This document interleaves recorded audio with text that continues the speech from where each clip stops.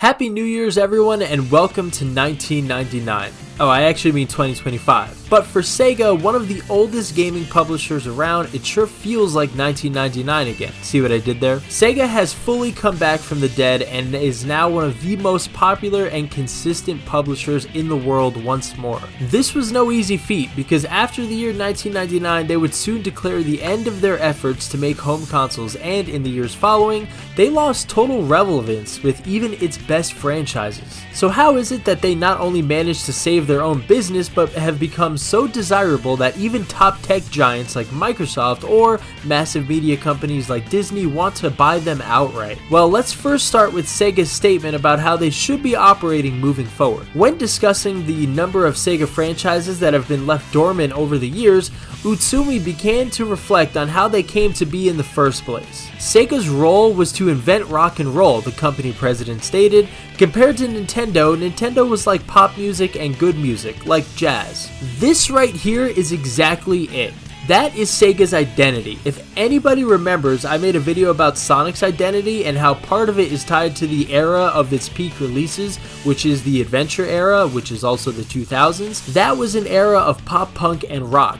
Sega clearly understands this and is now operating like they used to in the fabled Dreamcast era. Inventing rock and roll, that mindset is really missing in the gaming landscape today. Most companies nowadays are looking to reinvent something somebody else made. Take for example the endless amount of battle royale games that we have gotten, or how every game needs a battle pass and skins and every game is free to play, or the endless amount of monetizing in the game that is centered around FOMO. We need a little bit more of rock and roll in gaming, and Sega is the perfect publisher to do it. But how did they finally come to realize this? That was the question I posed at the start of this video, and that answer is easy. Sega themselves tried to copy other brands and learned the hard way how that can go. Sega, after the Dreamcast was discontinued, started to port many of their games to other systems like the new Xbox, PlayStation 2, and even their former rival Nintendo's GameCube. For a while, all of the games that were meant to be on the Dreamcast exclusively were coming everywhere. But what about after that? I mean, Sega only had a certain amount of games that were meant for the Dreamcast, so when all of those were published,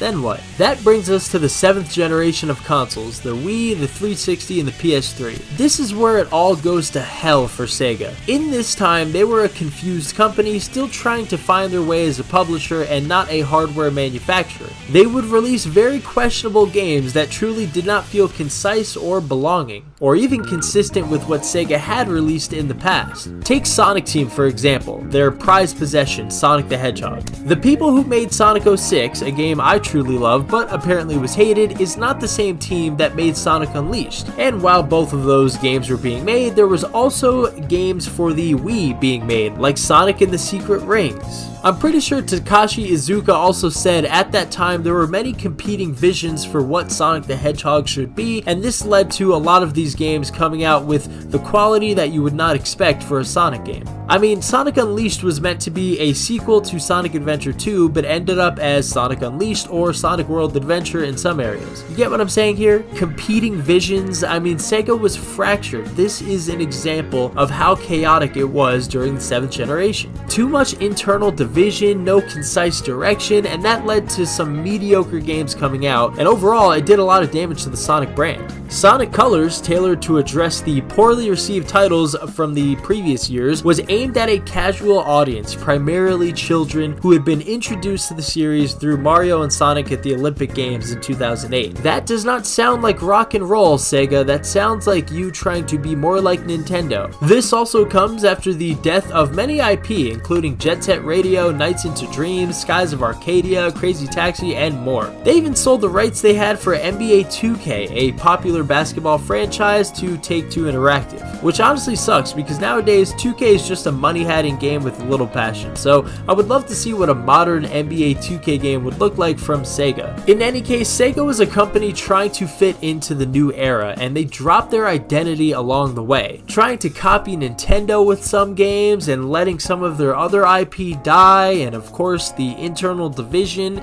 it was a recipe for disaster. The flames of disaster. I'm sorry, I had to make that joke, I really did. However, the seeds for an all-time comeback were being sown even at that time. Yakuza, a series that spans decades at this point, would become a massive franchise for Sega, and one of the three pillars that helped bring the iconic company back to its rightful spot in relevance. The Yakuza series has grown so much since its 2005 release, but one of the glories of this franchise is that it keeps all of the Dreamcast energy and applies it to the world of Yakuza. Deep and well-written characters, hilarious moments, and a heartfelt story, and of course, great music. Yeah, that sounds a lot like Dreamcast games, and that is also what Yakuza is. Quietly, the Yakuza series would carry the spirit of the final Sega console onward into the future, waiting for the cavalry to arrive. And help was indeed on the way, because in 2013, one of the greatest deals in gaming history was about to happen. Atlus,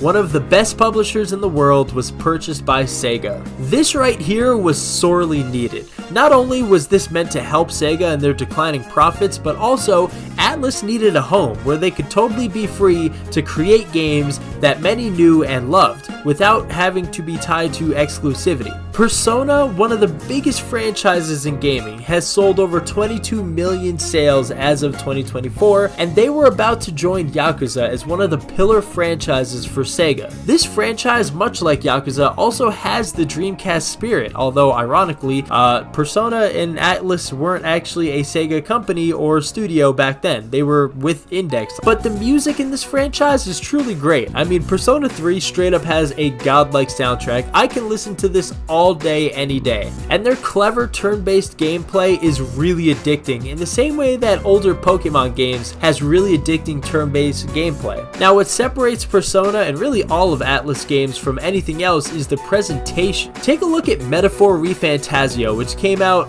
this year and is a Game of the Year winner according to IGN. This presentation is to die for, with each menu being so smooth. There's so much to discover, from abilities to social connections. Even just going through the settings is fun and satisfying. Yes, in 2013, the deal to acquire Atlus might have saved Sega as a publisher, and thus the second pillar franchise was established. But who would be the third and final pillar franchise to complete the comeback? I mean, do I gotta say it? It's Sonic, right? I think everybody knew that. The once famous mascot who truly lost everything. Its identity, its quality, its popularity, even its dignity. Now, this story really boils down to failure. I mean, learning from failure is a huge part of life, and Sonic has learned from failure like no other franchise before. Copying other companies does not get you as far as you think, and that is one of the themes with Sonic's comeback. Sonic is not meant to be this kid-friendly, super bright colors, funny-looking enemies platformer like Mario. Sonic is meant to be, well,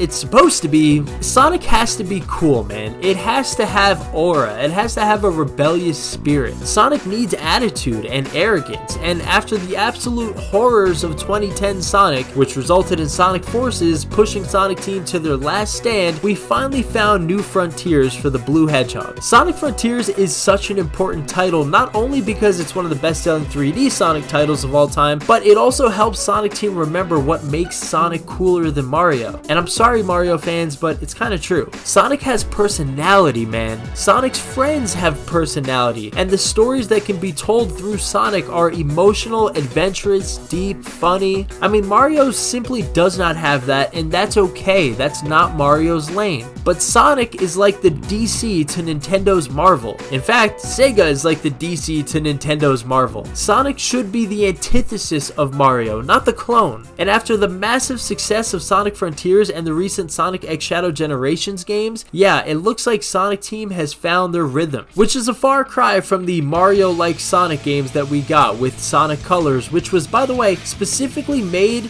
towards kids because a lot of kids apparently discovered Sonic through the '08 Olympics games with Mario. Yeah, I really can't believe that, because that right there led Sega down the path of no return, except they did end up returning, which is, the whole point of this video. Anyways, let's move on. Now Sega has found their way, rediscovering the energy of the Dreamcast, that rock and roll mindset. That is what we've been waiting for. And by the way, guess what? Jet Set Radio's 25th anniversary is this year, with something apparently being teased. Crazy Taxi is coming back, Shinobi's getting a movie, Persona 6 is coming eventually, I hope and pray, Yakuza is rolling, Virtua Fighter's back, Super Monkey Ball had a good release. Sega is back, baby. The story of this comeback could have been told a lot better with much more detail, but what I hope to do is highlight how creativity and leaning into past success can really help a company guide their future success. I mean, I'm just sick of every game having battle passes and skins and in-game events and battle royales and all that crap. I am glad Sega, rather than doubling down on copycatting, is simply revisiting the best of their days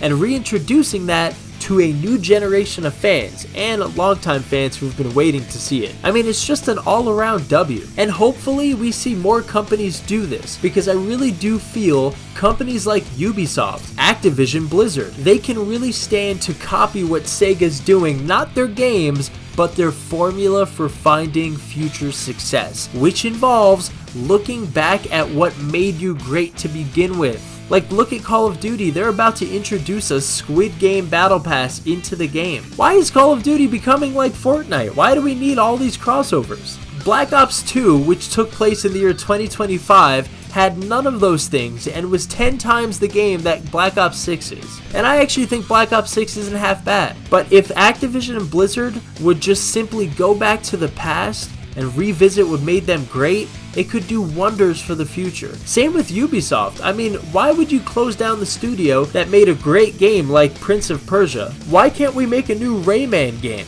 I don't know, I just think that a lot of companies really need to take note of what Sega's doing. But anyways, thank you for watching this video. I plan on being way more consistent in 2025. It was really hard to be consistent in 2024 because a lot of personal things were happening, but that consistency in 2025 starts with this video. So hopefully you all enjoyed it, and if you did, please hit that like and subscribe button for more content. My next video I'm going to tease, which is the title of it. It is called The Beauty of Early Generation Pokemon. Thank you and have a great day.